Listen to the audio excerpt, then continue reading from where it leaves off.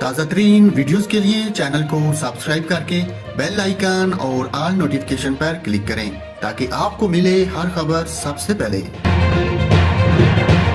और वज़ीर आज़म शहबाज शरीफ ने 28 अरब रुपए के रिलीफ पैकेज का ऐलान कर दिया। वज़ीर आज़म ने कौम से खिताब में कहा कि गरीब अवाम को फौरी तौर पर 2000 रुपए माहाना दिए जा रहे हैं। ये relief Benazir income support programme के अलावा होगा।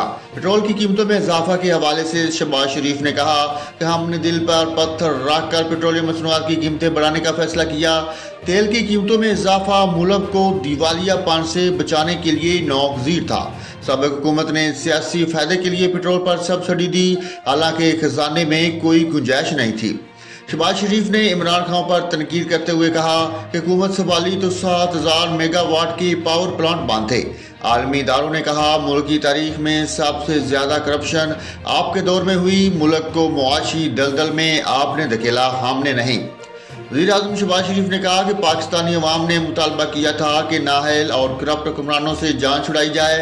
मुल्क को संगीन हालात से बचाना मकसूद है। शहबाज शरीफ ने मजीद कहा कि हुकूमत संभाली तो हर शुबा तबाही की दास्तान सुना रहा था। वज़ीर आज़म का कहना था कि मनसब संभालना किसी कड़े इम्तिहान से कम नहीं था। कौम ने जिस जिम्मेदारी के लिए मुझे मुंतखब किया वो मेरे लिए एजाज़ है।